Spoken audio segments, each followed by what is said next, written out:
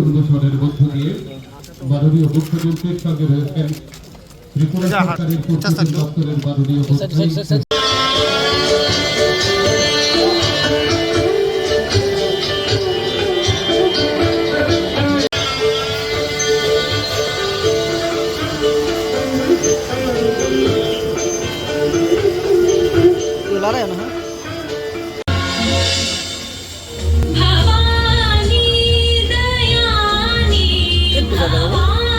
এখানে এডিবি ফান্ডের সহায়তা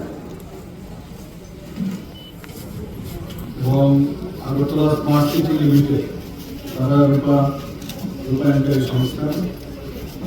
এখানে যে ভিডিওগুলো আগে আমাদের সামনে দেখালো, বিস্তারিত আলোচনা হয়েছে। আমরা জানি যে উজ্জয়ন্ত রাজপ্রসাদ ত্রিপুরার একটা সমৃদ্ধ ইতিহাস এবং ঐতিহ্যের একটা নিদর্শন, এবং এটাকে পুনরুদ্ধার করা এবং পুনঃসংস্কার করা আজকে আগরতলা স্মার্ট সিটি লিমিটেড সেটা করতে পেরেছে। আমি এর আগেও কয়েকবার আমি এসেছি, এখানে যখন কাজ চলছিল এখানে আছেন।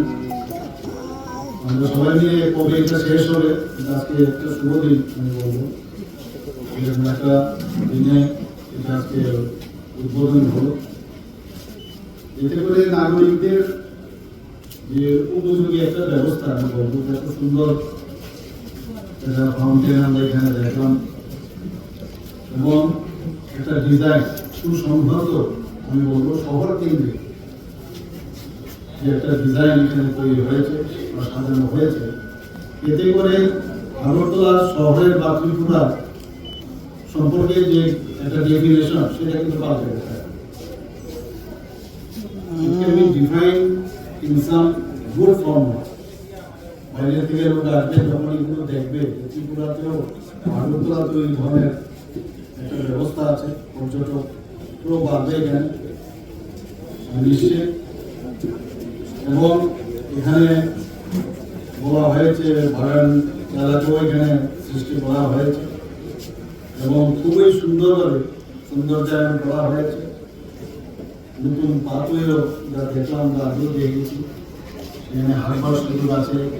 তাছাড়া আমি এখানে লক্ষ্য করছিলাম অনেকে সেলফি নেওয়া দরকার, ব্যবস্থা এখানে লেগেছে, বসার পরে সেখানে সেলফিও নিতে পারবে। এবং এখানে বিভিন্ন বেঞ্চ, বিভিন্ন ডিজাইনের বেঞ্চও এখানে বসানো হয়েছে। এক তো উত্তর গেটের পুনরুদ্ধার, সেখানে ফুড কোর্ট স্থাপন সেগুলো করা হয়েছে।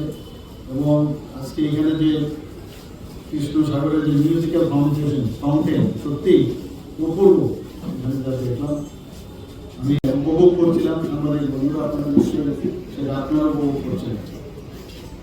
আর লক্ষ্মীনারায়ণ বাড়ির যে রাধা সাগর, একটা হচ্ছে আমাদের কৃষ্ণ সাগর এটা, আর একটা হচ্ছে রাধা সাগর, সেটারও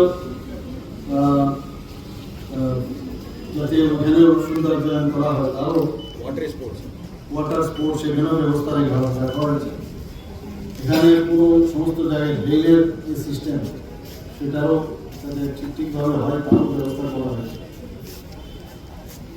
এখানে যে বলছিলাম নিজের পাশে হাঁটার ব্যবস্থাও রাখা হয়েছে এবং সুদৃশ্য আলোকসজ্জা, পার্কিং জোন এবং মাল্টি অ্যাক্টিভিটি প্লাজা এবং এমভি থিয়েটার সহ পেছনে যেটা উত্তর গেটে করা হয়েছে, পেছনে বাগান উদ্যান, প্রসাদের যে ঘোরা লেক সেখানে তার পরিষ্কার পরিচ্ছন্ন সব ব্যবস্থা এখানে রাখা হয়েছে। আমরা চাই যে আমরা সুন্দরভাবে থাকতে, সেই ব্যবস্থা আমাদের সরকার তো করছে এবং সরকারের মাধ্যমে এখানে স্মার্ট সিটির যে যারা কাজ করছেন তারাও সেই উদ্যোগটা নিয়েছে। আমি বলবো অত্যন্ত ভালো একটা উদ্যোগ এবং এটা সত্যিকারের অর্থে সবাই এটা এখানে এসে আনন্দ উপভোগ করবে। এবং এরপরে আমরা আরেকটা অনুষ্ঠান আছে এখানে রিভারফ্রন্ট, হাওড়া রিভারফ্রন্টের একটা সেখানেও উন্নয়ন হয়েছে আপনারা জানেন। সেখানে আমরা সব দিকে মাননীয় প্রধানমন্ত্রী যা চাইছেন, যে সবসময় আমরা প্রধানমন্ত্রী ছিল বলি, প্রধানমন্ত্রী নরেন্দ্র মোদী মানে এটার আরেকটা নাম হচ্ছে উন্নয়ন, এবং আমরা এই রাজ্য সরকার উন্নয়নের চেষ্টা করছি। সেই উন্নয়নে অনেকে চেষ্টা করে আমাদের বাধা দেওয়া, কিন্তু আমরা ঠিক পথে আমরা যাচ্ছি এবং সেই উন্নয়ন ডেভেলপমেন্ট যাতে না হয়, ডেভেলপমেন্টের বাধাই হচ্ছে এখন বর্তমানে যারা দেখছি জানি তাদের যে কথাবার্তা, সেই কথাবার্তায় পরিষ্কার যে ত্রিপুরাতে যাতে উন্নয়ন না। যদি উন্নয়ন হয়ে যায় তাহলে ওরা কি করে? তাহলে তো ওদের অস্তিত্বে টিকে রাখাটাই সমস্যা। এর জন্য নানা কথা, নানা কটূক্তি ইত্যাদি ওরা বলছে, কিন্তু লাভে লাভ কিছু হবে না। আমরা ট্রান্সপারেন্সির মাধ্যমে চলতে চাই এবং আমি নিশ্চিত যে আজকের এই যে প্রকল্প, এখানে যেসব ব্যবস্থাপনা আজকে উজ্জয়ন প্যালেসের পেছনে আমরা আগেও দেখেছি কন্ডিশন, আর এখনো আপনারা দেখছেন। আপনারাও যখন আমি এখানে এসেছিলাম আজ থেকে 2 মাস আগে, তো তখন কাজকর্ম দেখতে এসেছিলাম। আজকে দেখুন বলা হয়েছে যে কয়েক মাসের মধ্যে এটা শেষ হবে, এবং তাই কথা এবং কাজের সাথে মিল রয়েছে। निशानी आप वहाँ से खींच लो एक इन लोगों का, वरना नहीं आएगा।